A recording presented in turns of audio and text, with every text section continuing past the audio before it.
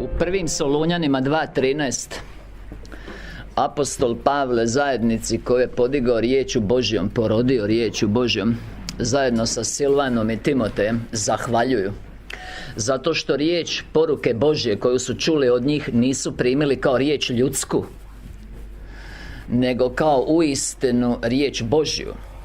I zbog te vjere ona djeluje u njima. Ovo je jako važno. Ako ste vi došli čut čovjeka, to ćete i primiti, čovječije. A većina dođu čut čovjeka i odu doma prazne. Čak da magarac stoji pred vama, ako žudite riječ Božju, čut ćete riječ Božju, jer ste po to došli. Otac neće razočarati svoje dijete. Vi se morate isprazniti od sebe. To ljudi skoro nikad ne čine.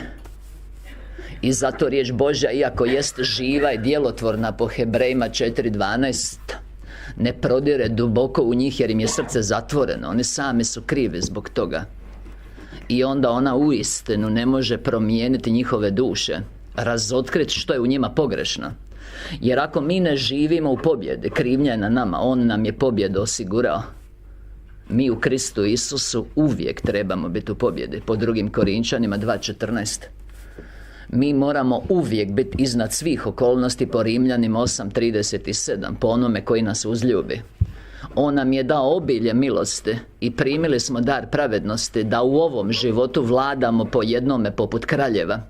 I to po Kristu Isusu, po Rimljanima 5.17. Živiš li u pobjedi? Donosiš li rod koji proslavlja Oca? U Ivanu 15. poglavlje, stihovi 7, 8 i 16 daje uvjete na koji način mi možemo kroz molitvu, dakle životom u pobjedi, čini djela na koja smo pozvani u Kristu Isusu jednaka kao i ona koja Isus čini u tijelu iz Nazareta, i veća, jer je izlio Duha Svetog Božjeg na nas. A to je da nam molitve prolaze i da našim molitvenim rodom proslavljamo Oca, po Ivanu 15, 8 i 16. Živiš li u pobjedi? Donosiš li rod koji proslavlja Oca? Budući da većina ljudi ne žive u pobjedi, iako mole uistinu, pogotovo evo u našem narodu, jako se puno mole, jako puno se mole, ali unatoč toj revnosti nema pravog razumijevanja. I Pavle je dobro rekao, govoreći o svojoj židovskoj crkvi i narodu: svjedočim za njih, imaju revnosti Božje, ali nemaju razumijevanja. Imaju revnosti Božje, ali nemaju razumijevanja. Ako mi nemamo ispravno razumijevanje riječi Božje, za nas je ona nepostojeća.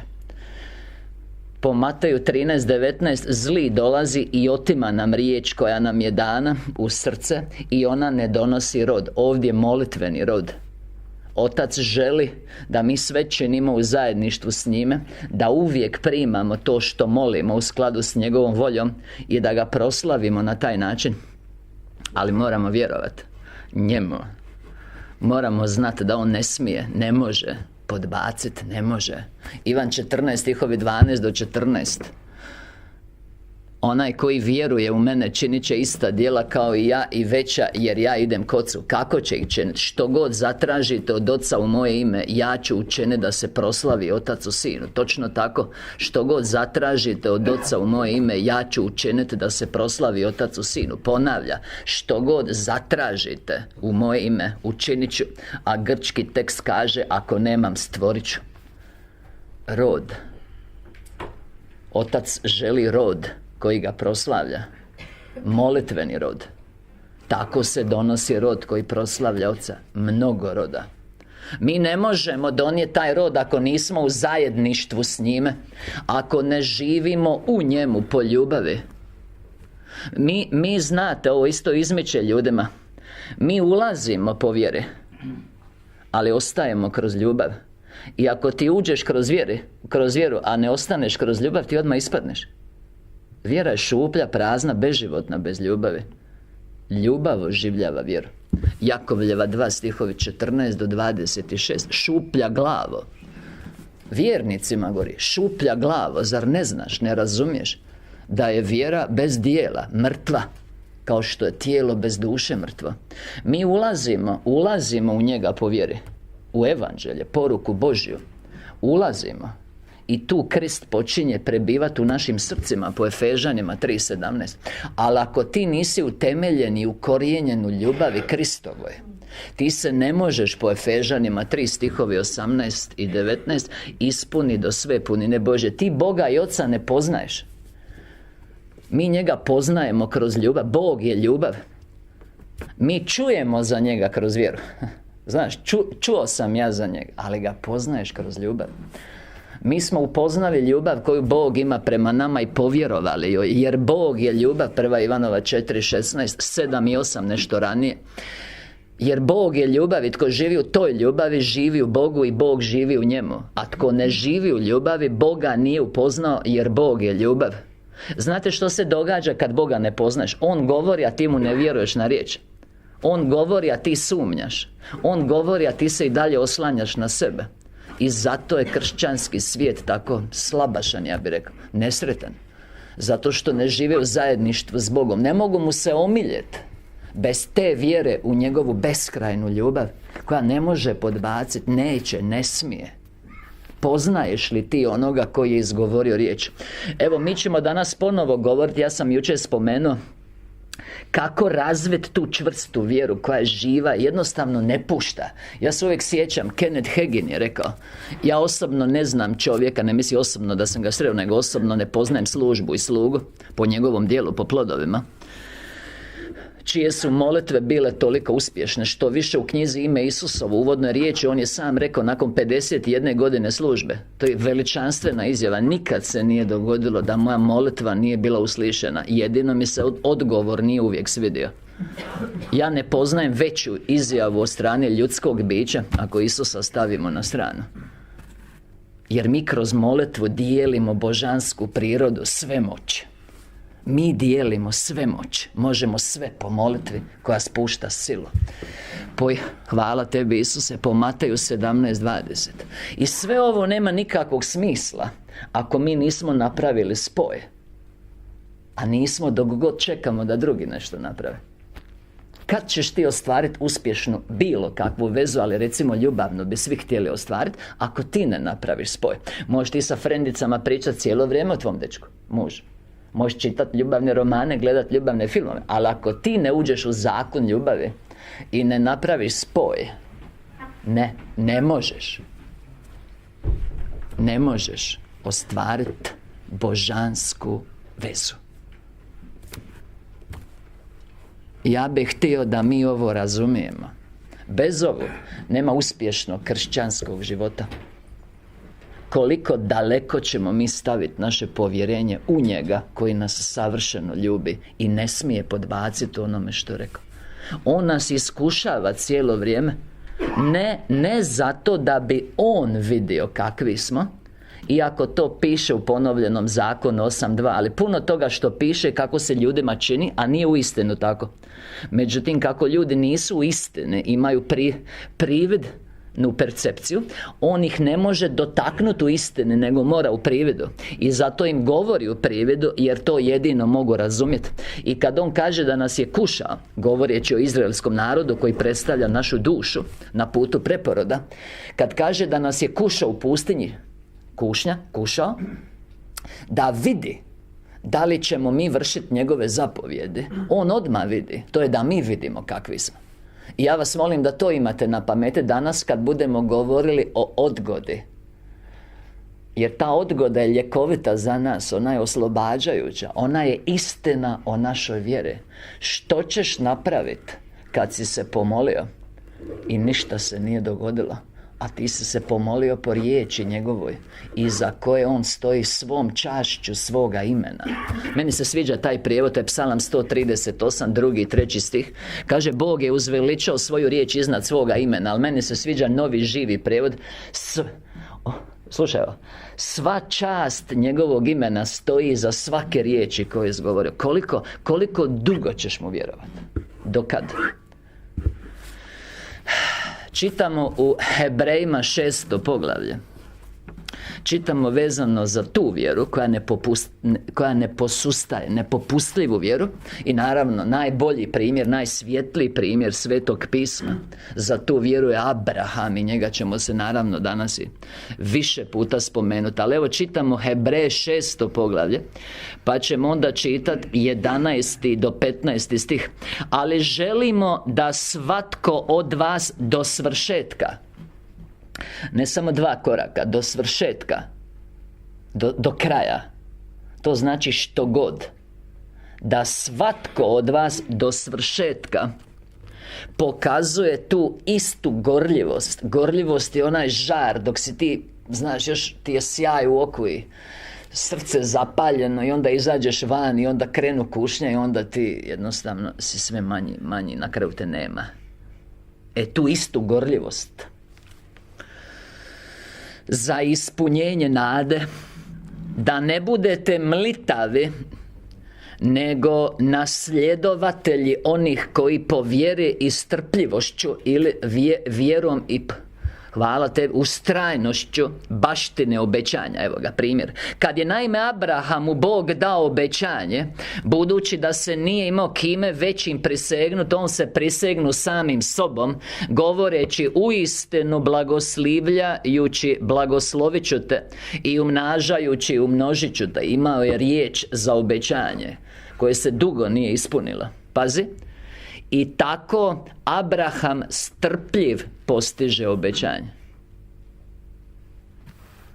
Ustrajao je, iako je izgledalo da nema nade, jer došla je odgoda ispunjenja obećanja. I tu skoro svi padnu. Tu se vidi razlika između dječaka i junaka. Lako ti je vjerovat kad se dogodi. Trebaš vjerovat kad se ništa ne vidi. Jer kaže u 2. Korinčanima 5:7 da mi hodamo u vjeri, a ne u gledanju. Što ćeš činiti u međuvremenu? To je naša današnja tema. U međuvremenu, kad izgleda da nema nade, i njegova riječ je ona voda po kojoj Petar hoda, dođe, a valovi su veliki i oluja bijesni. U međuvremenu, hoćeš li ga proslaviti ili zanjekat? Ti si na kušnje. Lako je vjerovat kad vidimo i osjetimo, ali on očekuje bezuvjetnu vjeru u njegovu ljubav, koja ne može, neće i ne smije podbaciti. Tebe, Isuse, na slavu ja podižem ovo svjetlo tvoje ljubavi visoko na svječnjak po Mateju 5:15, da rasprši ovu veliku tamu koja je u svijetu. I uistinu ovo svjetlo tvoje čiste istine po Ivanu 1:5 tama ne može i neće obuzeti. Ja te molim da ti rukom svojom, duhom svojim po Jeremiji 1:9 dotakneš moja usta, i da ono što ja govorim bude riječ Božja po 1. Petrovoj 4:11, puna duha i života po Ivanu 6:63, da budi u život ono što spava snom smrti, uspavano u prirodnom načinu života. Da uistinu ti zasvijetliš kao evanđelje, kao slava očeva u njihovim srcima. Po Efežanima 5:14, Isuse, tebi na slavu ja pozivam anđele nebeske, služničke duhove po Hebrejima 1:14, da evo siđu ovdje među nas i surađuju sa mnom u ovoj molitvi i predavanju riječi, da učinci budu silni u onima koji slušaju vjerom, prepoznavajući tvoj glas, evo kad kucaš na vrata njihovog života po Otkrovenju 3:20, da te prime kao marljivi vršitelji, ne lijeni slušatelji, koji po Jakovljevo 1:22 zavaravaju sami sebe. U ime Isusa Krista ja svezujem svakog zlog i nečistog duha, sve one upravljače mraka na ovom svijetu po Efežanima 6:12, koji sputavaju ljude u njihovom razumijevanju i vežu im volju. U ime Isusa Krista usta, ja ih izgonim odavde, poništavam njihovo djelovanje tijekom cijele večeri, da ovo sjeme života, riječ Božja po Luki 8:11, padne na plodno tlo naših duša u potpunom razumijevanju po Mateju 13:23, jer jedino tako može donijeti onaj veličanstveni rod istinske spoznaje života u pobjedi zbog kojeg si ti i izgovorio ovu svoju riječ iste istine, da ti se ne vrati besplodna po Izaji 55:11, što i neće u ime Isusa Krista, kojemu neka je sva hvala i slava i čast, i to sad i za vijeke vjekova, jer po Rimljanima 11:36 Isus je jedini zaslužan. Sve je od njega i po njemu i u konačnici za njega. Isuse, beskrajno si dobar. Hvala tebi, Isuse. A vi koji imate tegobe, slabosti, dok ja govorim, pomazanje je prisutno koje iscijeljuje po Luki 5:17, i vi primite riječ koja je u duhu, primite kao zdravlje, kao oslobođenje, kao snagu. Jer bez obzira koja je forma riječi, duh je koji ozdravlja. I oni koji vjeruju hoće primiti, hoće biti oslobođeni, hoće biti ozdravljeni, hoće se ispuniti duhom. O, volimo te, Isuse, evo tebe na slavu. Amen. Dakle, objava 7488, to je treće i zadnje poglavlje u novoj knjižnici broj 86, koju evo predstavljamo već 4. seminar ovdje u Zagrebu. Naziva ispunjenje naših molbi ne ovisi o Božjoj volji, nego uvijek i jedino o snazi naše vjere. I mi smo to jučer jasno ukazali, potvrđujući Svetim pismom. I evo sad onaj ključni trenutak kad smo se tu još se mogu ljudi pretvarati da su u vjeri, ali nakon toga dolazi kušnja, dolazi odgoda. No riječ je i dalje istinita. Bog i dalje nije lažac. Titu 1:2, on i dalje ne laže. Bila odgoda ili hvala tebi, Isuse, ili ispunjenje, i dalje je Bog istinit Bog. I dalje je njegova riječ istina po Ivanu 17:17. I dalje on vjeran, ispuni svako svoje obećanje po Hebrejima 10:23. I dalje on nije kao čovjek da bi slagao, sin Adama da bi obećao, a onda se pokajao zbog onog što je obećao. On kaže i izvrši, on obeća i ispuni, i sve što on kaže dogodit će se. Sve će se ispuniti po Ezikijelu 12, stihovi 25-28. I to je dokazao u Starom Zavjetu, jer nije se po prvim kraljevima 8:56, nije se ni jedno od lijepih obećanja koje je dao svom sluzi Mojsiju nije se zaboravilo. Svako se ispunila, koliko više nama u Kristu Isusu pod boljim savezom i svećenikom i boljim obećanjima po Hebrejima 8:6, gdje je svako Božje obećanje da, ali mora biti naš amen Bogu na slavu po drugim Korinčanima 1:20. Što ćeš napraviti kad si rekao amen? Kaže Kenneth Hagin, mislim Hebrejima 6:12, sad smo rekli, Hebrejima 6:12 kaže ovako, da mi moramo uzeti za primjer imitirati one koji su vjerom i strpljivošću ili ustrajnošću baštinili obećano. A Hagin jest, njemu su se molitve ispunjavale. Kaže Kenneth Hagin, kad ja kažem amen, meni se vilica ukoči ko pitbullu. Znate, pitbullu se ukoči zbog adrenalina, on ne može pustiti. Tako, znači i ne pušta, mora se dogoditi. To želi Otac proizvest, jer vidi, dolazi posljednja borba za vjeru, dolazi veliki otpad, dolaze progonstva, dolaze prijetnje smrću, i svaka kriza je priprema za to vrijeme. On nas priprema. Ove sitne probleme, to je ništa prema onome što slijedi. Dakle, što kad si rekao amin, što ćeš onda napraviti? Hoćeš se osvrtati stalno, jer su neprijatelji jači od tebe. O, volimo te, Isuse. Ili ćeš slavu i hvalu dati onome koji je obećao, znajući poput Abrahama da on ne može podbaciti. Jer Abraham je naš primjer, kako rekao smo, za tu vjeru, tako ga i pismo ističe. Po Rimljanima 4 stihovi 17 do 21 vjerovao Bogu, nije vjerovao u sebe. Simptome, druge ljude, okolnosti, dijagnoze. Vjerovao je Bogu koji mrtve uskrisuje u život i stvari koje nisu riječju poziva u postojanje. U nadi protiv svake nade ili unatoč beznadežnim okolnostima on se nastavio nadat, kao što je pisano, toliko će biti tvoje potomstvo. I nije razmotrio, King James, svoje obamrlo tijelo, skoro 100 godina staro, ni usahlo Sarine utrobe, nije se nevjerom, pazi, nije se nevjerom spotakao o Božje obećanje. Ja bi dodao, razbio glavu, iščašio vilicu, sve zube polomio.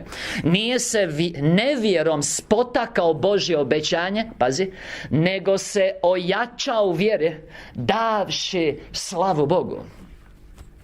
O, volimo te Isuse, što ćeš u međuvremenu? Hoćeš govoriti vjeru ili nevjeru? Hoćeš ga proslaviti, jer on se proslavlja kroz našu vjeru. Lako ti je vjerovati kad se vidi.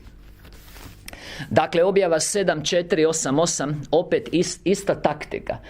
Nebeski Otac vidi nevolju, ovo je velika nevolja, nevjera je velika nevolja, velika. I on vidi ovu nevolju svoje djece i silazi nam ususret i pomaže nam, osvjetljujući ovim blistavim svjetlom stazu koja vodi do njega. Toliko nas ljubi.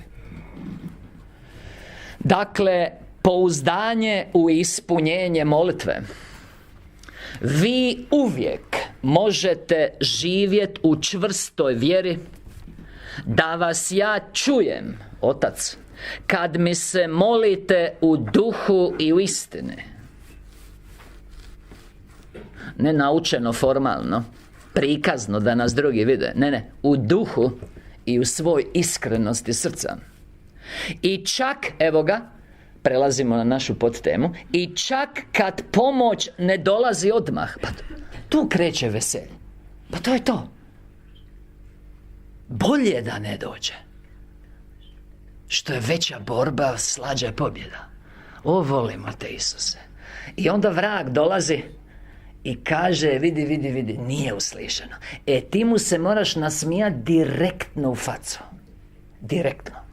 I onda sa smješkom, neuznemireno reći, vidi, pisano je. Moj Otac ne može podbaciti, samo ga gledaj. A ja tebe, Oče, hvalim i slavim i uzvisujem. Ti si iznad njega malog. Svi su neprijatelji po tvojim nogama. Tvoja riječ je istina. I neka mi bude po tvojoj riječi, dogodit će se točno kako je zapisano. O, volimo te Isuse, evo sluge Božjega.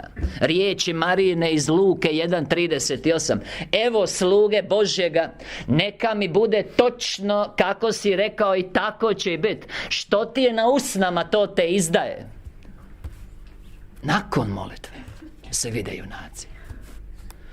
Vi uvijek možete živjeti u čvrstoj vjeri, da vas ja čujem, kada mi se molite u duhu i u istini.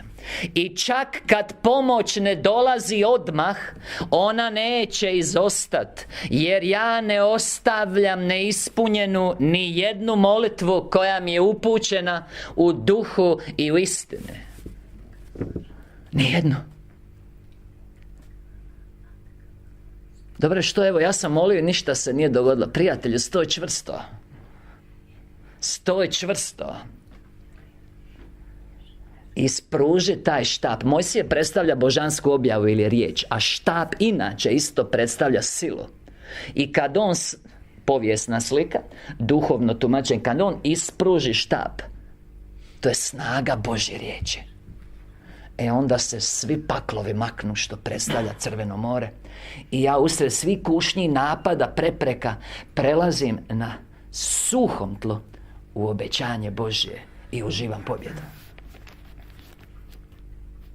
I tko mari za neprijatelja? Jer svemogući se bori sa mnom. Kad ti imaš takvu vjeru, prijatelju, onda onda si ti njemu omilio. Onda imaš ono što on želi.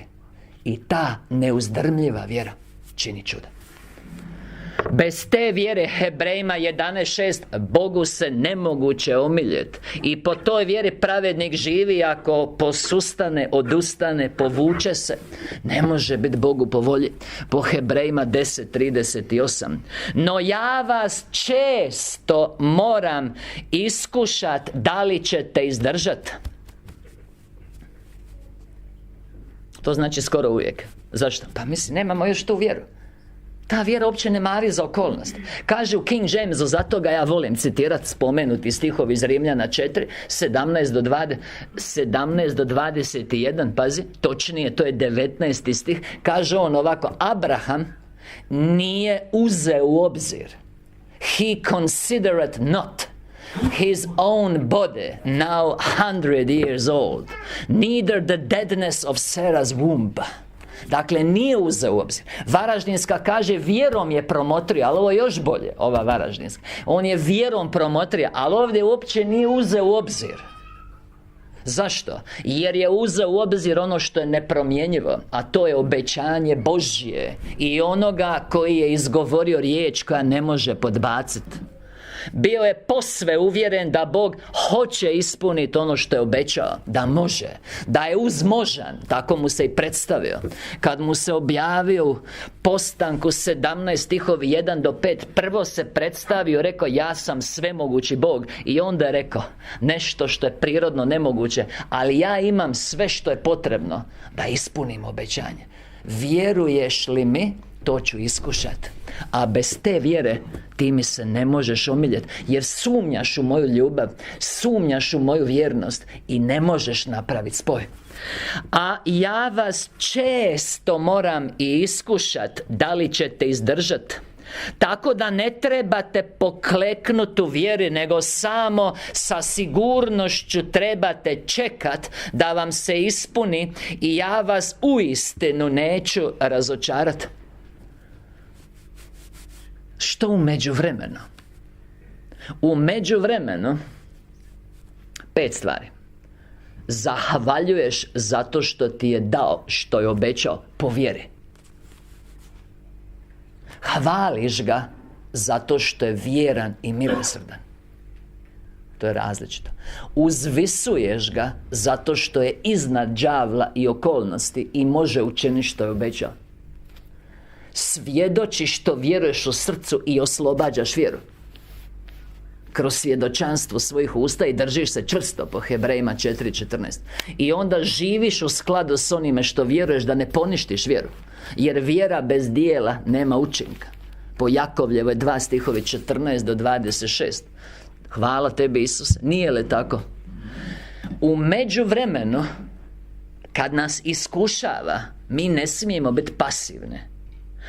Mi moramo vjerovat, a to znači djelovat. I zanemari sve osim riječi Božje i u tu riječ vjerovati, to dokazat djelima i svjedočanstvom.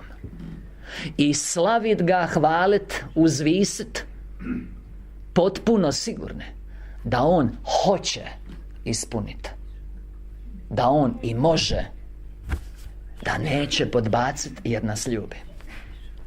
To je život u pobjedi. Jedino ovako možete živjeti u pobjedi, a ne se oslanjati na druge ljude. Jedino ovako. Jer ovako živite u zajedništvu s njime. No, ja vas, ponavljam, često moram i iskušati da li ćete izdržati.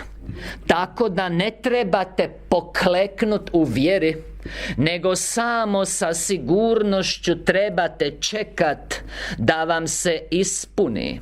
I ja vas uistinu neću razočarati.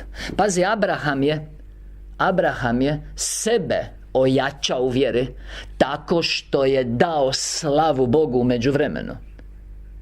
U međuvremenu nešto moraš činiti. I ako ne činiš, to dokazuje da ne vjeruješ. Stalno vam govorim da trebate biti čvrsti u vjeri, A jednog dana će i doći vrijeme gdje će vam lako past skupit tu vjeru u moju sigurnu pomoć. Dakle, kad imamo u srcu vjeru u njegovu sigurnu pomoć, onda ne brinemo, ne sumnjamo, osmijeh je na licu i svjedočanstvo na usnama. Što govoriš te izdaje. Ne naučeno, ja baš promatram ljudi puno naučenog govore, ali ne radi na papiganje. Ne radi na papiganje. Možeš ti znati sve na pamet i papigati i ništa se neće dogoditi. Moraš u srcu vjerovat. U srcu vjerovat. U srcu vjerovat. I onda ne smije ostati u srcu, jer Isus traži da vjera bude prikazana, oslobođena. I onda je može potvrditi. Riječ je djelo kao i samo djelo. On očekuje djelo, a ne samo ideju. Stalno vam govorim da trebate biti čvrsti u vjeri, a jednog dana će i doći to vrijeme gdje će vam lako past skupit tu vjeru u moju sigurnu pomoć. A tad ste i nadvladali svijet. Što to znači? Pa sve prepreke i sve protivnike, ali i sebe. Jer on i nas smješta u svijet. Kaže, ne ljubite svijet i ništa što je u svijetu, jer tko ljubi svijet, u njemu nema ljubavi očeve. Jer sve što je u svijetu, i onda stavlja i nas, požuda očiju, požuda tijela, požuda očiju i oholo života, stavlja i nas. 1. Ivanova 2 stihovi 15 do 17. Svijet i njegova požuda prolaze, ali onaj tko vrši volju Božju ostaje zauvijek. A tad ste i nadvladali svijet. Zamisli ovo, da se ti možeš radovat radošću neizrecivom i slavnom, a proširena dodaje i triumfalnom. Znate koja je radost triumfalna? Prijatelju moj, ti si u pobjedničkoj povorci, ovi iza tebe, perjanica na glavi, svi ti, znaš, pobjednička povorka, 1. Petrova, 1. poglavlje, volimo te Isuse, stihovi 7 i 8. Iako ga ne vidjesmo, još ga ne vidjesmo, ali se radujemo. Još nije došlo ispunjenje, ali znamo da on ne može podbaciti, neće, nikad. Ne smije. U međuvremenu mi doznajemo istinu o sebi. No još se morate boriti za tu vjeru. Još ćete dolaziti u situacije gdje vam samo prava molitva u duhu i u istini donosi pomoć. Dakle, ona si stavlja, dozvoljava nevolje da iskuša vjeru, da se osnažimo, da potpuno nadvladamo, i onda nas ima gdje bi trebali biti u zajedništvu s njime. A ja dozvoljavam da se nevolje često nadvijaju nad vas, pošto ne želim postići ništa drugo nego takvu jednu čvrstu vjeru. Volimo te Isuse. Nego takvu jednu čvrstu vjeru. I tako trebamo shvatiti iskušenja. Da mi kroz iskušenja postajemo postojani, savršeni i bez ikakve mane. I onda mi možemo zajedno sa Jakovom u Duhu Svetome, 1. poglavlje 2. do 4. stih, pravom radošću smatrajte, braćo, kad upadnete u razne kušnje, jer kušnja rađa strpljivost, postojanost, a vi na kraju savršeni i bez ikakve mane. Tamo nas želi. Tamo nas želi. Onda smo urađeni.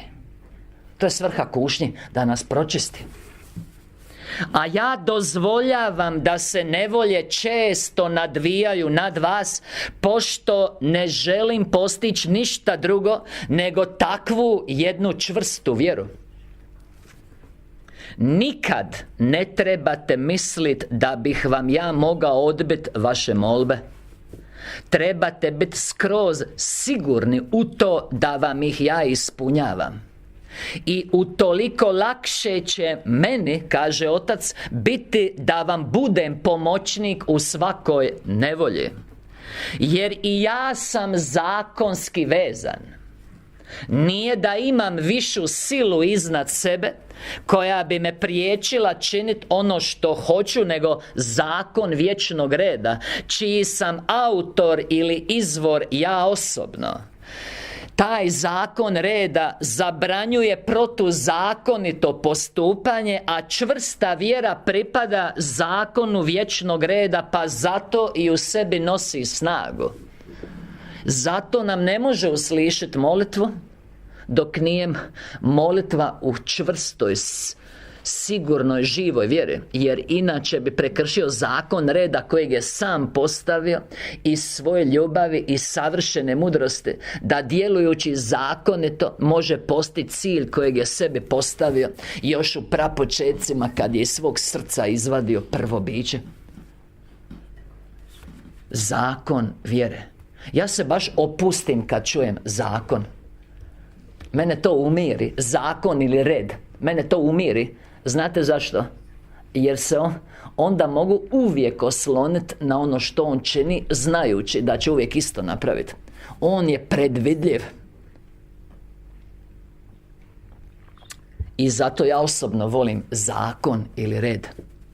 Daje mi stabilnost. Znam točno što će napraviti. Ne moram se misliti oko toga. On se ne mijenja i uvijek djeluje u skladu sa postavljenim zakonom reda. O, volimo te Isuse. Uvijek, evo ga, kako postići tu snažnu vjeru? Pa smo jučer rekli, danas ćemo ponoviti. Jer obično ljudi nemaju znanja o tome. Obično se naučava, i to je istinito, ali nije cijeli nauk. Kako vjera dolazi slušanjem, i uistinu dolazi slušanjem, ali ne samo slušanjem. Ti moraš i poznavati onoga koji govori. Jel razumijete? Ljudi dakle čuju što je on rekao, ali ako ga ne poznaju, onda ne vjeruju ono što je rekao. I zato nemaju uspješan kršćanski hod. Jeste razumjeli? Dakle, mi trebamo znat njegovu volju, ali trebamo znat i njega koji nam je svoju volju objavio. Ne samo to, nego mi trebamo i moliti za snažnu vjeru. Objava 4, 6, 7, 9. Pazi što kaže ovako. Ovakva jedna duboka vjera, dakle u istinitost njegove riječi, objava 4, 6, 7, 9, knjižica nauči nas moliti. Ovakva jedna duboka vjera, takva je milost i zajamčena je svima, međutim od rijetkih biva zaista i korištena. Ali u slučaju da molite za ovaj dar milosti, tad ćete i moći vjerovat, pošto tad i želite vjerovat, a takvu volju da želimo vjerovat, ja blagoslivljam i pomažem vam da dođete do snažne vjere. Dakle, mi moramo poznavati volju Božju, pa onda moramo poznavati njega koji nam je objavio volju. Volju poznajemo kroz riječ, a njega kroz ljubav. Onda moramo moliti za milost snažne vjere. I na kraju moramo prakticirati ili vježbati ili staviti u djelo već postojeću vjeru, jer se mi usavršavamo djelovanjem. Mi ne smijemo to što nam je dano zakopati, ništa ne raditi, jer kao još nismo savršeni. Znate, poredbu o talentima, Matej 25. poglavlje, stihovi 14 do 30. Svakome je Bog dao mjeru vjere milošću svojom, inače ne bi bio vjernik. Po Rimljanima 12.3. I ta vjera po drugim Solunjanima 1.3 treba izvanredno rast. Dobro, zašto ne raste? A ja imam samo malo vjere. Pa to je rekao i onaj koji je zakopa talenat. Nije stvar u količini, nego u investiciji. Ti ćeš, ako investiraš 1, uskoro ima 2. Pa ako investiraš 2, uskoro 4, i di će ti biti kraj? A ja vidim vjernici, evo to sad na kućnim grupama nastojimo minirati, ne brinete, uspjećemo. Vjernici kao ne djeluju u vjeri jer nemaju savršenu vjeru. A kaže pismo, pa zrno gorušičinog sjemena, to mi je jako malo sjeme. Imat ćete ga sad na plakatu za biblijsku poduku iz Zadra. Naziva samo jedno gorušičino sjeme. Ovako vam je sjeme. Ovako baš stoji prsti, 2 prste drže sjeme. I onda tu stablo koje je izašlo iz sjemena. Dakle, ako imate vjere koliko je ovo gorušičino sjeme, vi ćete moći reći ovoj gori da se digne i baci u more, i ona će vas poslušat, i ništa vama neće biti nemoguće. Zamisli koliko. Matej 17:20. Dobro, što ti radiš s tom vjerom koju već imaš? Jesi li ti to investirao u prilikama koje ti daje, ili si ti to stavio na oročenu štednju? A volimo Isusa, a? Hvala tebi Isuse, naš slikoviti Isuse. Jeste vi primijetili da je Isus bio slikovit? Zna on kako dječici treba pričati. Dobro, znači mi se moramo boriti i izboriti za tu vjeru, i onda s njom možemo sve postići. Dakle, uvijek trebate misliti samo da vam ja, vaš Otac koji vas ljubi, uvijek trebate misliti samo to da sam ja, vaš Otac, dakle svemogući Bog, koji vas ljubi, i uvijek si samo trebate zamisliti zemaljskog Oca koji svom djetetu ne može odbiti niti jednu molbu. A ukoliko više će vaš Otac u nebu ispuniti svaku molbu svome djetetu kojemu se povjerava i koje se trudi zadobiti njegovu ljubav. To je čuvena slika. Mi smo, hvala ti Isuse, sad govorili o tome u Šibeniku. To je Matej 7 stihovi 7-11. I on uzima u principu jedino to obećanje, stalno ga uzima iz Mateja 7:7 i želi reći moje obećanje, stojim iza njega, ispunit će se svaki put, molite ispravno. A kaže ovako, molite i primit ćete, tražite i naći ćete, kucajte i otvorit će vam se. Matej 7:7. Pa onda 8-11. Svaki koji moli prima, svaki koji traži nalazi, svakome tko kuca se otvara. Pa onda da nam da sliku zašto je to tako. Pa koji od vas zemaljskih roditelja, hvala tebi Isuse, svom djetetu, ako ga traži kruha, dat će mu kamen. Ako ga traži ribu, dat će mu zmiju. Pa nijedan normalan. Ako vi, iako zli, znate svoje djeci davat dobre dare, pazi, koliko više će vaš Otac nebeski obdariti dobrima one koji ga zaištu. Vidi, on želi, i cijeli ovaj seminar, u 4 etape, jest da bi mi ovo shvatili, da je on naš Otac, Oče, i da nas ne može iznevjeriti. Ti moraš ući u sliku, a imaš primjer svakodnevno. Ti si roditelj ili si ti dijete, i onda vidiš taj odnos. Sve će da djetetu, svlada ih ta ljubav, iako često nema mudrosti, pa mu daju bilo što, ali svejedno uočite ljubav. Čak i u glupavom ponašanju roditelja, koji djeci daju ono što je štetno, uočite ljubav. I to malo ljubavi što imaju, jer su puni zla, je od njega koji je ta savršena ljubav, i mi mu ne damo vjeru u tu ljubav. Toliko smo daleko od ljubavi. Skroz sigurno i bezbrižno možete ići kroz zemaljski život, jer što vas još pritišće, to ću sigurno skinut sa vas jednom kad je došlo vrijeme.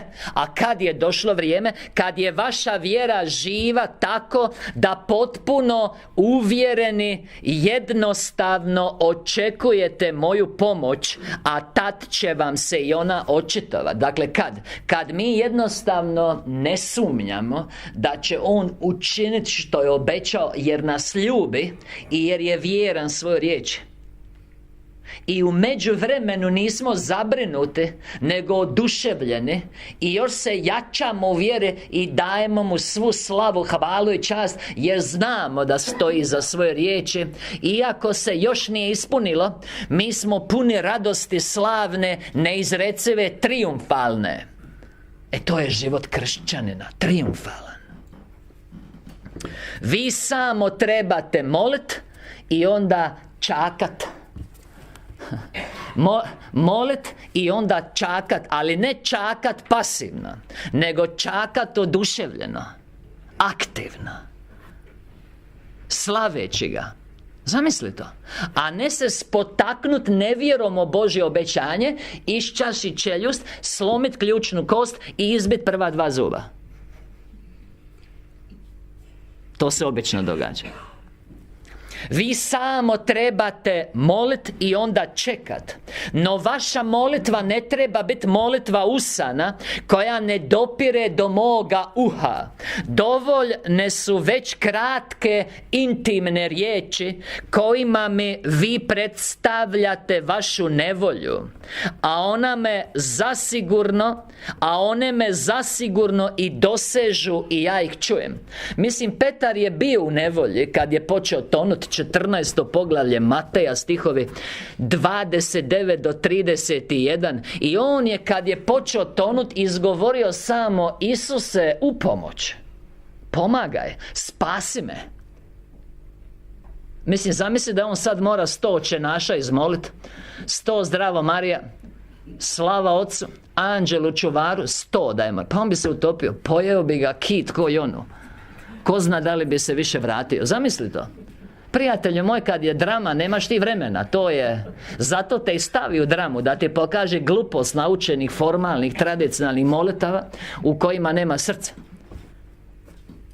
Pa tako ili nije tako? Tako ti kad počneš tonut slikovito, kad te okolnosti negativne stisnu, kad ti se nadviju, kad se ne vidi kraj, kad nema zvijezda, kad ti grmi oko glave, hvala ti, kad su valovi preko brodice, ti Isusa koji spava, a znaš da nikad ne spava, trebaš vjerom probuditi.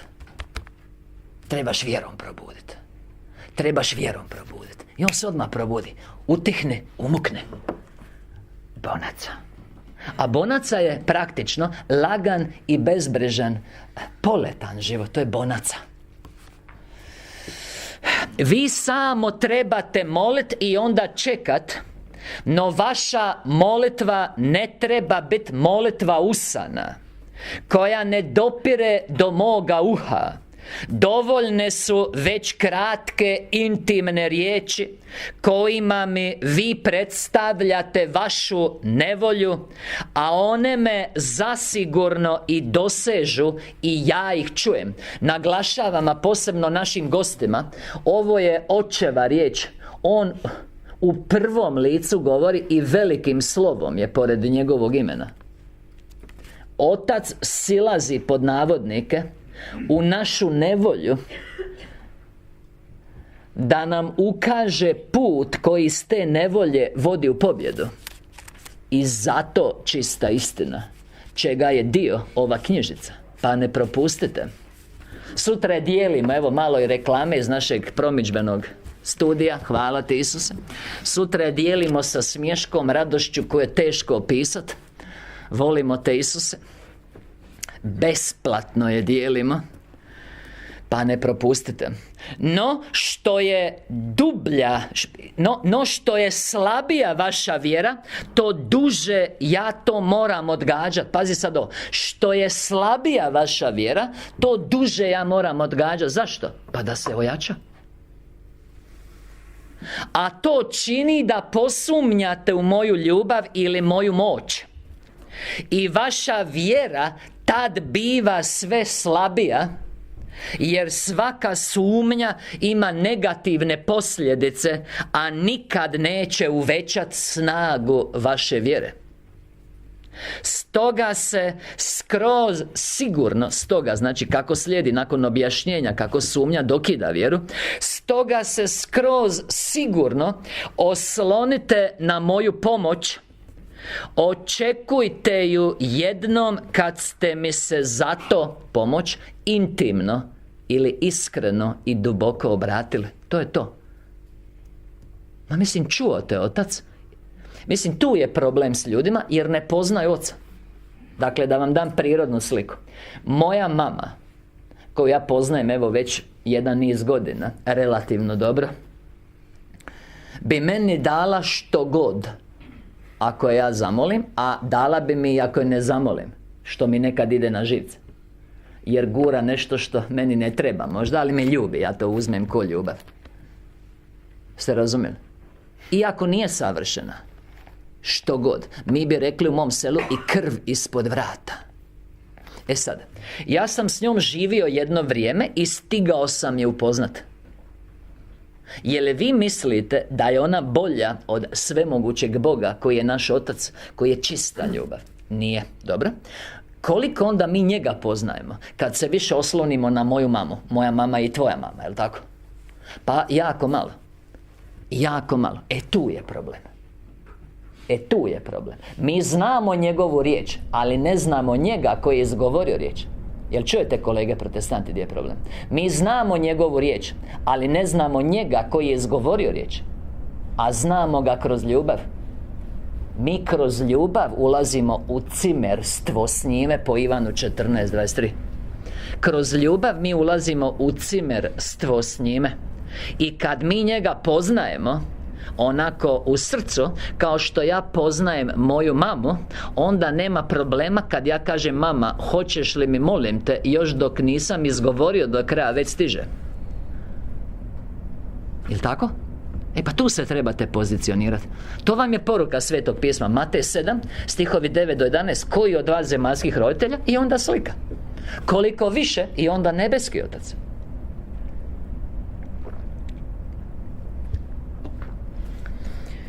O, volimo te, Isuse. Stoga se skroz sigurno oslonite na moju pomoć.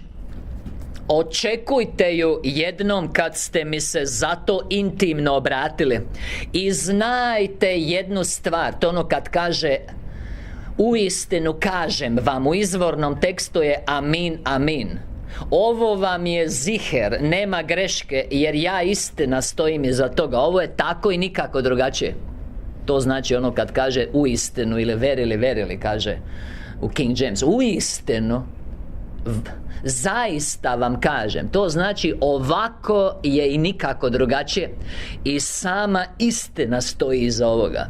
Ovo se ne može pobiti. I znajte jednu stvar, da se ja želim izboriti za ljubav moga djeteta i da ja radi toga činim sve da bi njegovu ljubav zadobio.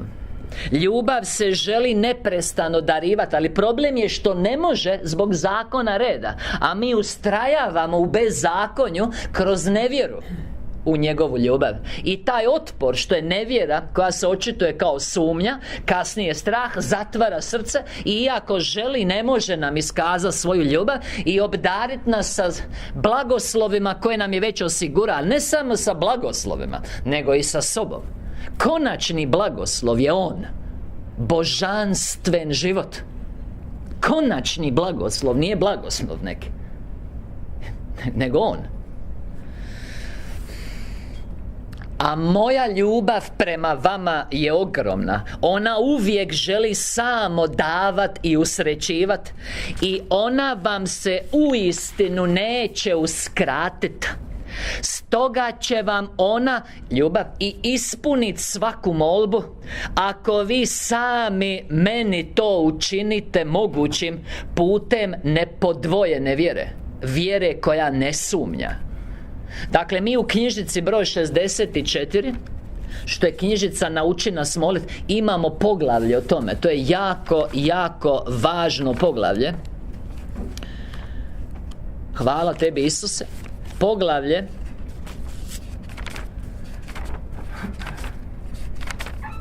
Hvala tebi, Isuse. Poglavlje sumnja spriječava uslišenje molitvi i čvrsta vjera postiže sve. Dakle, to je jako važno poglavlje. I evo, ja vas potičem da uzmete u obzir i objave koje se tamo nalaze, jer ovo je ključno za kršćanski hod. Dakle, ako smo razumjeli dosad rečeno da nam je put popločen nevoljama, tako da se nadvladavajući te nevolje u kontaktu s Ocem, mi snažimo u vjeri do te mjere da nam je toliko živa da ne sumnjamo u njegovu ljubav ni najmanje. I kad smo napravili taj spoj, on je postigao cilj i mi mu se onda možemo istinski pripojiti kao djeca. Hvala tebi, Isuse, koja u sebi nema nikakvu sumnju, nikakav otpor, nikakvu nevjeru. I ovo je iznimno važno, praktično, pa nemojte propustiti da vam ostane samo na jednom predavanju.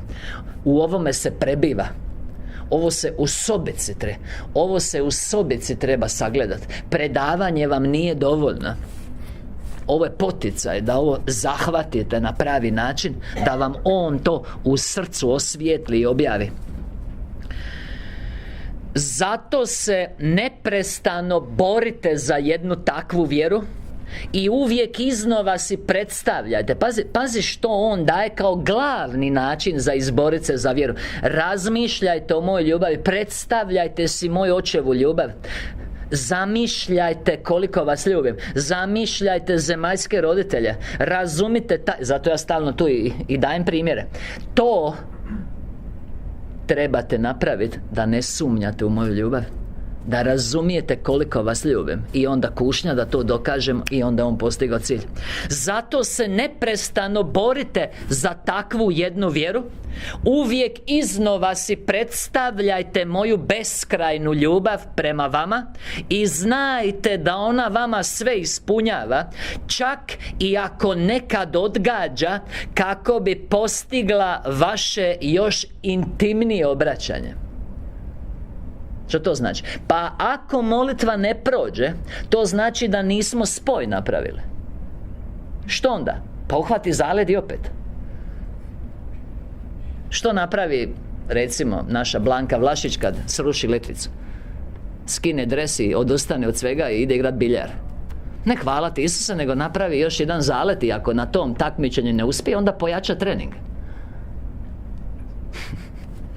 Slušaj, zato se neprestano borite, jer isplati se. Mislim, ovo te se isplati. Ovo je pobjeda. Kao nemam danas, nema veze, imat ću. Ne odustaješ od ovog. To je to. Nećeš nikad biti u pobjedi bez ovog. To je to. Ovo spušta riječ u život i ona postaje tijelom. Ovo te diže iznad okolnosti. To je to. Vjerom, Hebrejima 11:11, Sara primi silu da začme unatoč podmakloj dobi, jer je smatrala vjernim onoga koji je obećao. Ovo spušta Boga u okolnosti. Jer Bog je riječ, Ivan 1:1, i mi ga kroz vjeru tu riječ prisiljavamo da se oslobodi. Ogromna snaga u naše okolnosti. Nemoj odustati od ovog. Zato se neprestano borite za takvu jednu vjeru. Uvijek iznova si predstavljajte moju beskrajnu ljubav prema vama i znajte da ona vama sve ispunjava. Recimo 2. Korinčanima 5:14 daje istu uputu. Kaže ovako, pazi, kaže da mi trebamo gledat u križ očima duha i da će nas ispuniti ljubav Božja. Što će se dogoditi kad gledamo očima duha u križ? Ispunit će nas ljubav Božja. Što će se dogoditi kad nas ispuni? Pa mi ćemo biti puni. Preplavit će nas. Spoznat ćemo tu ljubav. I kad se ti iz tog stanja pomoliš, pa nema sumnje. Nema sumnje. Nema sumnje. I znajte da ona vama sve ispunjava, ta ljubav, čak i ako nekad odgađa, kako bi postigla vaše još intimnije obraćanje. Koje je intimnije obraćanje? Uvijek molitva u duhu i u istini. Takva jedna molitva uvijek doseže moje uho i takva jedna molitva uvijek će naći ispunjenje. Uvijek. Amen na prvu objavu. Samo bi se htio nadovezati na ovu misao sa jednim odlomkom krasne misao. Dakle, čak i ako vam odgađa, to je zato da bi postigla još intimnije obraćanje. Kontakt je svrha svake nevolje i sveg očevog djelovanja. Pazi što kaže Objava 4:3-9:3. Ako Bog ne usliši vaše molitve, ako ne nađete ispunjenje, onda niste ispravno molili. Ne da nas On ne ljubi, da nije vjeran, da ne želi ispuniti svoju riječ. Ne, nismo mi ispravno molili. I stoga ponovo morate zvat i njemu predstaviti vašu nevolju. Kako ćemo znati da li smo ispravno molili? Ne, pa znaš po onome što ti je u srcu. Ako ti nakon molitve u srcu nije radost i na usnama hvale i slave, onda se moraš još bolje povezati. Nema ti uslišenja dok si u strahu, brizi, strepnji, sumnji, nevjeri, u bijegu. Pazi, ako Bog ne usliši vaše molitve, ako ne nađete ispunjenje, onda niste ispravno molili. I stoga ponovo morate zvat i njemu predstaviti vašu nevolju.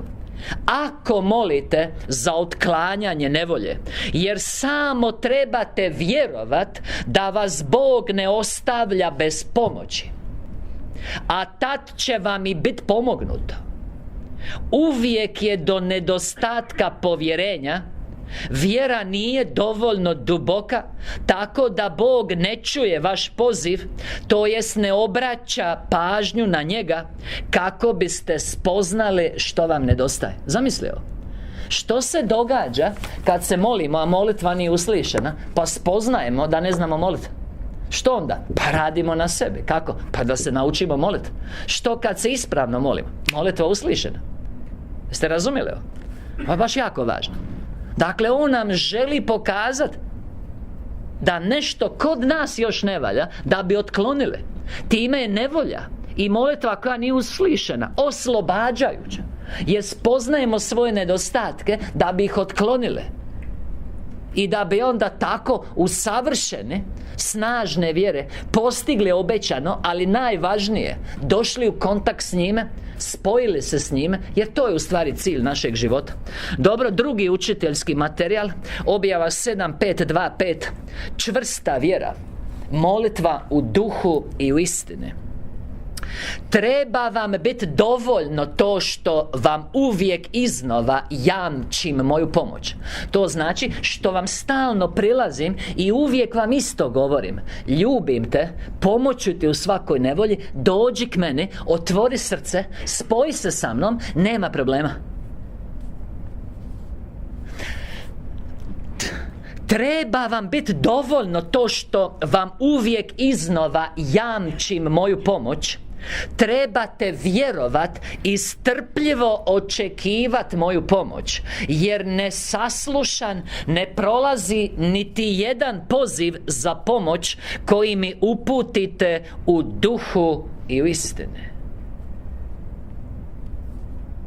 Trebate vjerovat i strpljivo čekat. Sjećate se Hebreja 6.12. stih.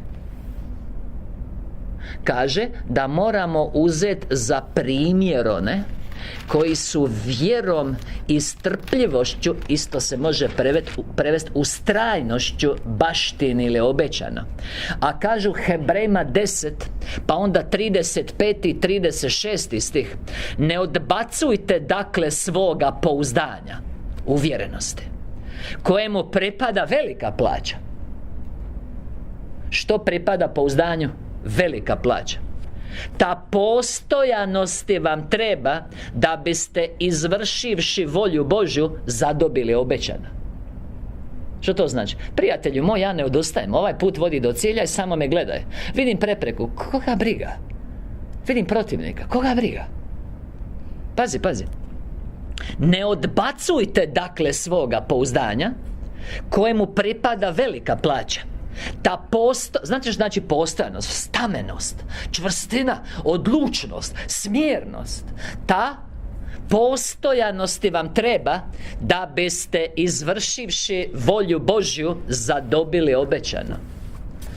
Dakle, trebate vjerovat, nastavljamo, ista rečenica, i strpljivo očekivat moju pomoć, jer nesaslušan, dakle da vas nisam čuo, ne prolazi niti jedan poziv za pomoć kojeg mi uputite u duhu i u istini. Slušaj sad ovo, samo u snazi vjere leži ispunjenje.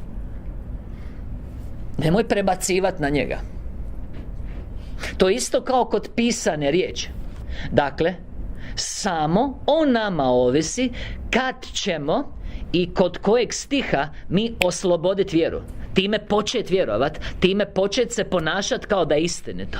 To znači svjedočit, to znači djelovati u skladu s time, to znači zahvaliti, pohvaliti i uzvisiti. Dakle, o nama, riječ je ista cijelo vrijeme, o nama ovisi kad ćemo i koji stih mi prisvojiti kroz vjeru. I odmah djeluje. Cijelo vrijeme je tu ogromna snaga, pomazanje i ništa se ne događa dok samo čitamo. Mrtvo je slovo, iako je pomazano. Ne možemo reći da ovisi o njemu. On je sve napravio, ali učinak ovisi o nama. Ste razumjeli ovo? Nema mi što čekati. Samo u snazi vjere leži ispunjenje. I kad vam, evo opet zašto nam govori, i kad vam se ja uvijek i iznova obraćam, dakle ove objave, i jamčim vam moju pomoć, onda vam ni ne bi trebalo padat teško vjerovat u ljubav Oca koji želi pomoć svome djetetu. Dobro, zašto on nama toliko govori? Zašto mu je toliko stalo? Zašto nam prilazi? Jer ovo kad nam on objašnjava jasno, u našem neshvaćanju, to je prilaženje, to je još dublje poniranje, to je još intimniji kontakt s njegove strane. Zašto? Jer nas želi obdariti, ali prije toga mi moramo napraviti ono što nas vraća u red, da on koji djeluje u skladu sa redom može nas blagosloviti. I kad vam se uvijek iznova obraćam i jamčim vam moju pomoć, onda vam ni ne bi trebalo padat teško vjerovat u ljubav Oca koji želi pomoć svome djetetu. Moja ljubav prema vama je pregolema. Samo što se mi ne osjećate dotaknuti time, pošto vi meni ne izlazite ususret istom ljubavlju. Evo vam je vidljivo iz života. Jeste vi primijetili kad ste bili u ljubavi, u vezi, da je to oslobađalo u vaš život snagu, ako je ljubav bila obostrana? I kad je jedan zatvorio srce, onda više nije bilo protoka i nije se osjećala ljubav, čak i ako je samo jedan ljubio. Jeste vi primijetili da je za ljubav potrebno dvoje? Pa i za ovdje ovu ljubav potrebno dvoje, ti i on. I ako mu ti ne donosiš ususret istu ljubav, tvoje srce je zatvoreno i njegova ljubav, koliko god silna prema nama, ne ostvaruje učinak, a dok ne ostvaruje učinak, ona je za nas nepostojeća. I zamisli to. I onda su ljudi jadni, sami, napušteni, prazni, jadni, Bog ih je ostavio. On ih je ostavio. To je kao da se kupaju usred oceana, a oni suhi. I kaže, nema nigdje vode. A ne mogu nigdje van njega. Oni cijelo vrijeme smo mi, evo sad smo mi okruženi njime. Koliko god da ti trčiš od njega, nikad ne možeš pobjeći, jer on je svugdje. I sad zamislite tragedije. Beskrajno te ljubi, želi ti se cijeli darivati, sve naravno po putu ove sitnice, pazi, i ti si usred toga, ali ništa od toga ne osjećaš i na kraju misliš da nema Boga. I sad vi meni recite da mi nismo u nevolji. Mi smo u velikoj nevolji. Mi smo u velikoj nevolji. To nije malo, ovo je duševno, ovo kao nevolja ostaje, znaš, ono kao bez posla ili kao malo moga, mi bi rekli u mom selu, uleglo ga, znaš, joj, prijatelji, ovo je ogromna nevolja, ova tama, ova nevjera. Hoće li sin čovječi kad dođe na zemlju opet, a samo što nije, naći vjere? Naravno da hoće, malo morgen. Neće. O, volimo te, Isuse. Pazi, no jamčenje moje ljubavi treba vam osnažiti vjeru i vi radosno trebate ići kroz život, trebate biti rasterećeni i radosno puštati da ja za vas skrbim. To znači ono uvjereni, radosno, sigurno, moj Otac se brine za mene, amen. Amen. Ne može podbaciti, neće, ne smije. Ljubav ne smije podbaciti. Možete biti radosni dokle god znate da imate Oca. Zamisli koja je to je nevolja. Nevolja je ogromna jer ljudi ne znaju da imaju Oca na nebu koji je svemogući Bog.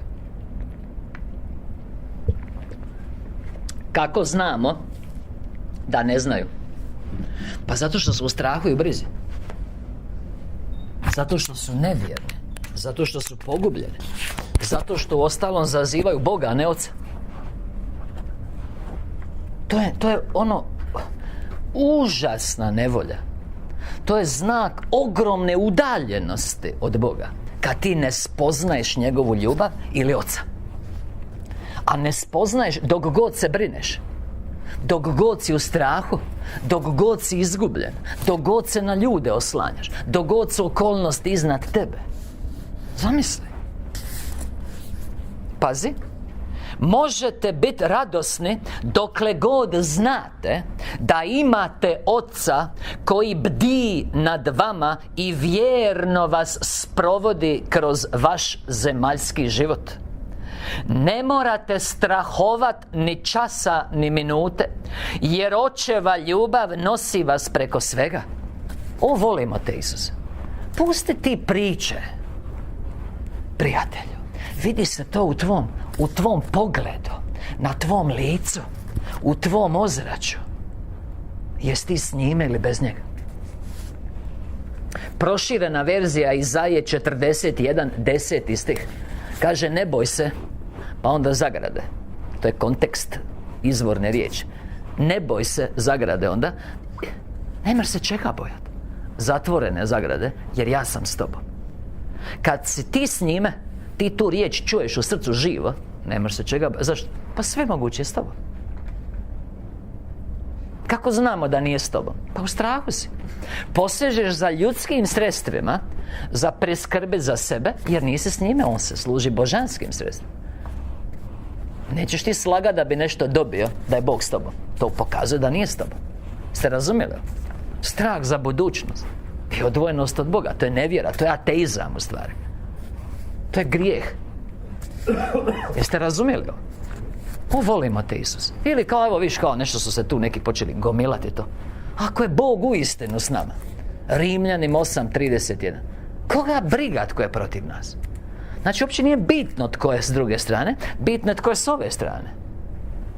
Nije uopće bitno tko je s ove strane, pa sad ti to brojiš koliko ih ima, jel ima ovo naoružanje, hvala tebi, Isuse. Bitno je jesi ti s njime.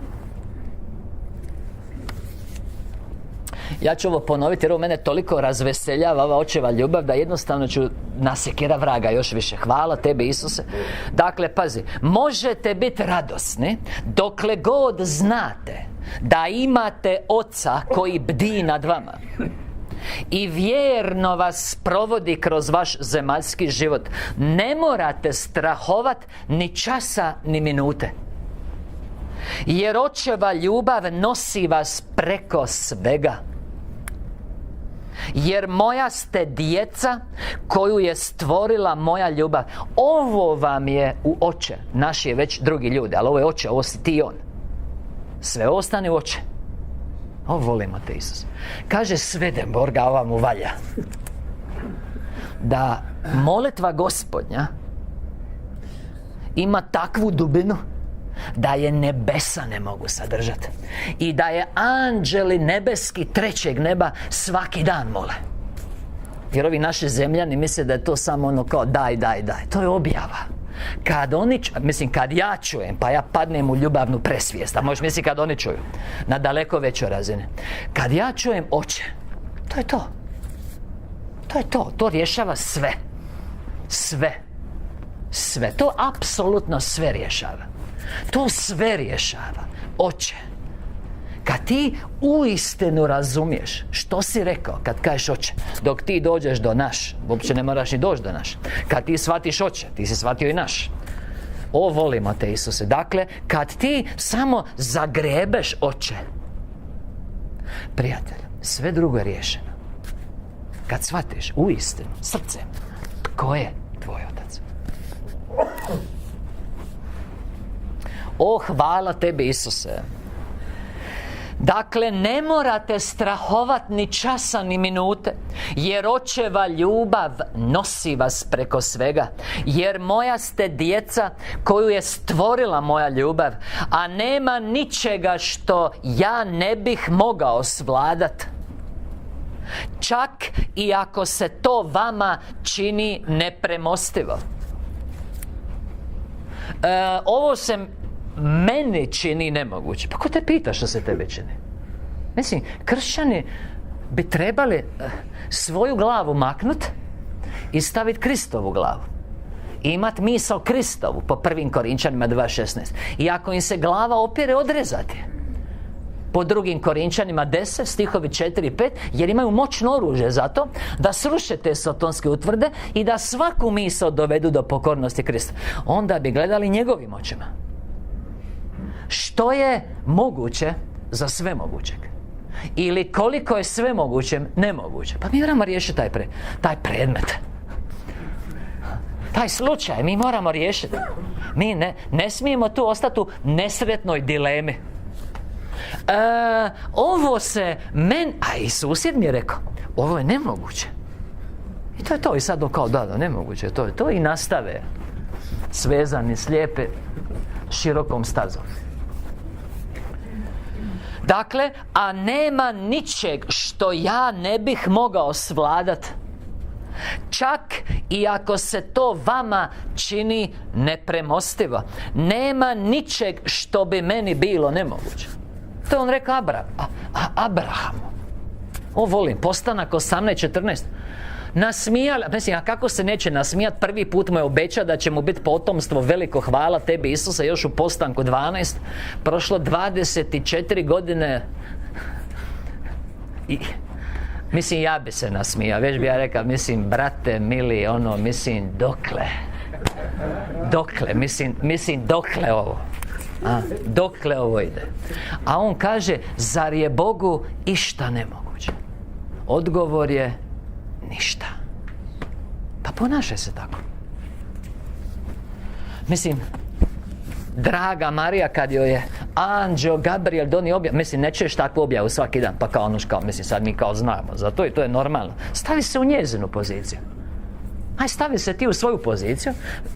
Odjedanput je žena trudna, a ti nisi spava s njom, primjerice, i kao, mužu, ja sam začela po Duhu Svetome, ti bi joj baš vjerovao. Stavi se u njezin položaj.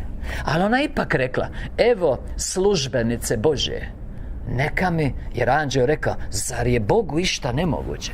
37. stih Luke 1. A prije toga kaže, pa evo i nje u poznim godinama, hvala tebi Isuse, već u 6. mjesecu trudnoće. Jel' tako bilo? Za Ivana, jel' tako? Hvala tebi Isuse. I ona kaže, neka mi bude po tvojoj riječi.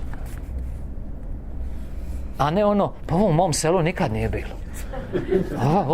Ja ovo nisam nikad vidjela. Volimo te Isuse. Dakle, nema ničega, mi ovo moramo riješiti. Nema ničega što bi meni bilo nemoguće. Samo što je vaša vjera, sjećate se naziva seminara, ne Božja volja, nego naša vjera. Dakle, meni ništa nije nemoguće. Samo što je vaša vjera u što? Pa da meni ništa nije nemoguće. Još preslaba. I vi često sami putem vaše sumnje u moju ljubav i moju moć ili svemoć činite nemogućim ono što bi od strane mene vazda bilo moguće otkloniti. Volimo te Isuse. Volimo te Isuse. Dakle, mi sami našom nevjerom spriječavamo njegovo djelovanje. Volimo te Isuse. Hvala tebi Isuse.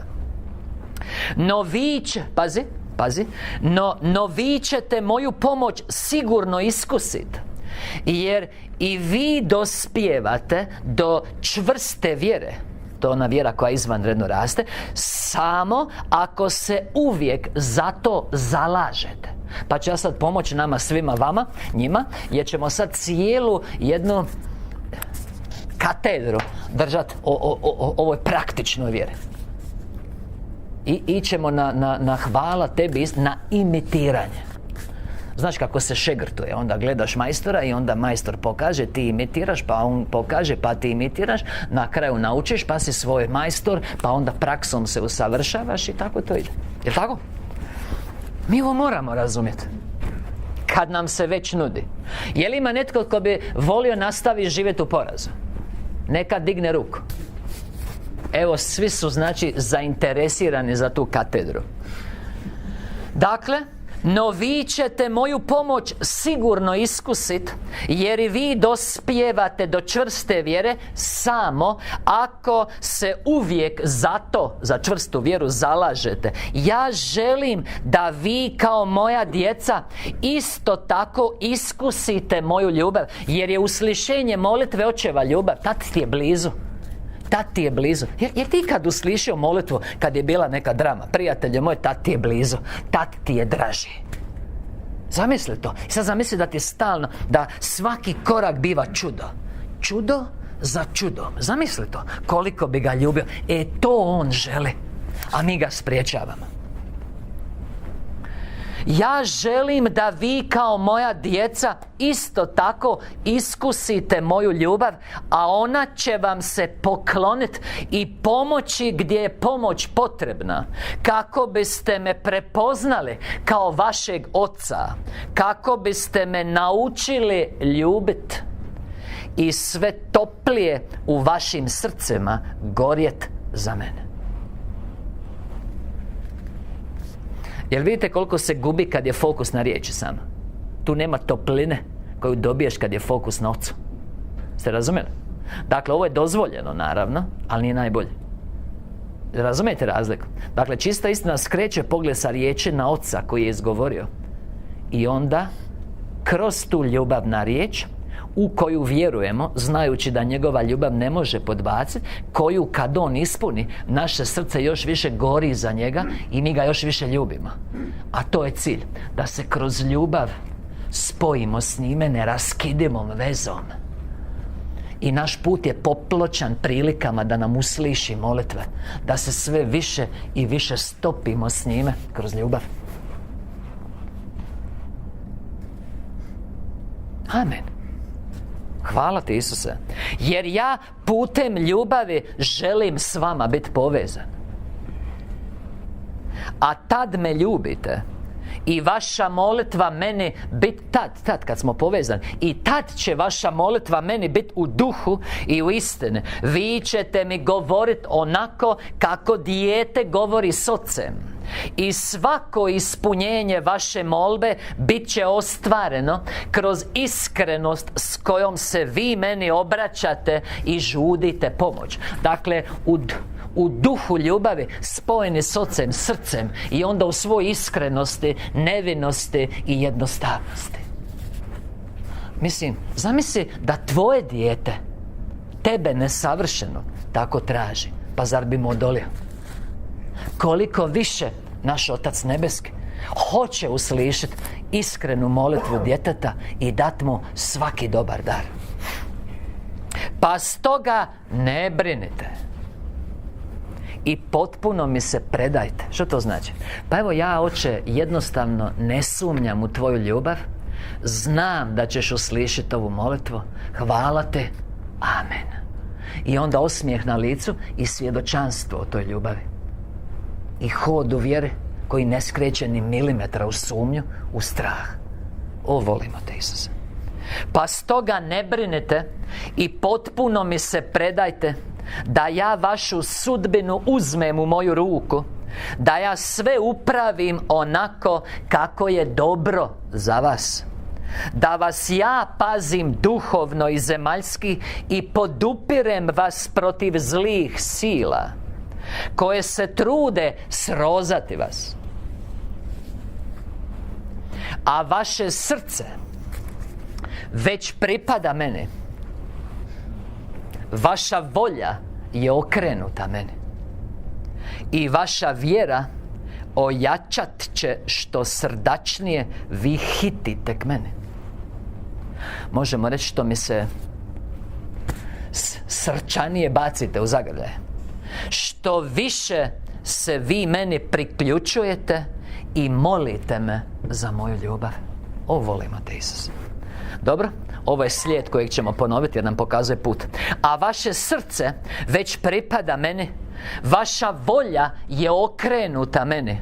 I vaša vjera ojačat će što srdačnije vi hitite k meni. Što više se vi meni priključujete i molite me za moju ljubav. Bit svega je ljubav. da primimo Očevu ljubav i da mu uzvratimo, onda se postiže cilj. I molite me za moju ljubav, a nju ćete i dobiti, jer ja sebe i svoju ljubav ne uskraćujem ni jednom čovjeku koji mene zbiljski žudi. Jer ja sebe i moju ljubav ne uskraćujem ni jednom čovjeku koji me zbiljski, to znači zaistač, ljubi. Amen.